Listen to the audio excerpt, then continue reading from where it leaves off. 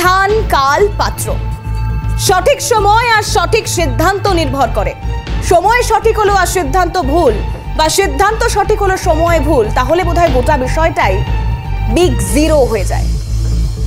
এই ধরুন একজন উর্দিধারী পুলিশ, তিনি কাকে প্রণাম করছেন, কখন প্রণাম করছেন আর কোথায় প্রণাম করছেন, এই তিনটে বিষয় ভীষণ গুরুত্বপূর্ণ।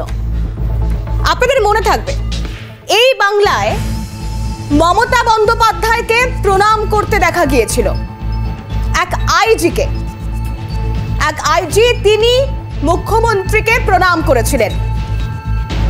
আবার এই ভোটমুখী বঙ্গে বিদায়ী সাংসদকে, তাও ছেড়ে দিন, বিদায়ী সাংসদ যিনি বর্তমানে তৃণমূল কংগ্রেসের হয়ে প্রতিদ্বন্দ্বিতা করছেন, যিনি বর্তমানে তৃণমূল কংগ্রেসের প্রার্থী, একজন প্রার্থীকে দেখে স্যালুট ঠুকছেন আরো একজন উর্দিধারী পুলিশ।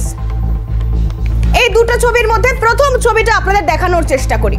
দেখুন সেই ছবি আপনাদেরকে দেখাচ্ছি, অবশ্যই ফাইল ছবি, বহু পুরনো সেই ছবি। মিষ্টিমুখ চলছিল এবং সেই সময় দাঁড়িয়ে আইজি পদমর্যাদার এক কর্তা তিনি মমতা বন্দ্যোপাধ্যায়কে প্রণাম করলেন। এই নিয়ে তর্ক ছিল, বয়োজ্যেষ্ঠকে প্রণাম করাই যায়, কিন্তু একজন উর্দিধারী তিনি একজন প্রশাসনিক ভূমিকায় থেকে তিনি যখন তার দায়িত্বকে রিপ্রেজেন্ট করছেন তখন এটা কিভাবে সম্ভব। এরপর আরো একটি ছবি দেখাই, যে ছবিতে অভিষেক বন্দ্যোপাধ্যায় যাচ্ছেন আর তাকে সাদা পোশাক উর্দিধারী আরো একজন কর্তব্যরত পুলিশ তিনি স্যালুট করছেন। আপনি বলুন তো, কোথায় এরকম হয়? কোথায় প্রার্থীকে দেখে প্রশাসন স্যালুট ঠোকে? সেই দুটো ছবি পাশাপাশি আপনাদের দেখানোর চেষ্টা করছি।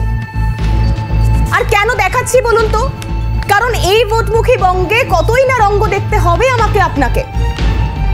এরপর যদি বিরোধীরা অভিযোগ করে যে পুলিশ দলদাসে পরিণত হয়েছে, সেই অভিযোগে শিলমোহর পড়তে কি আর কিছু বাকি রয়েছে?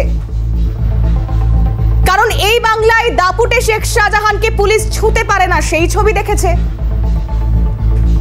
এই বাংলায় একের পর এক দুর্নীতিগ্রস্তদের আশ্রয় দেয় এ রাজ্যের পুলিশ, সেই ছবি দেখেছে। এই বাংলায় হাসপাতাল সেফ হোমে পরিণত হয়, সেই ছবি দেখেছে। আর এই দুটো ছবি, সেটাও আজ আপনাদেরকে দেখাচ্ছি।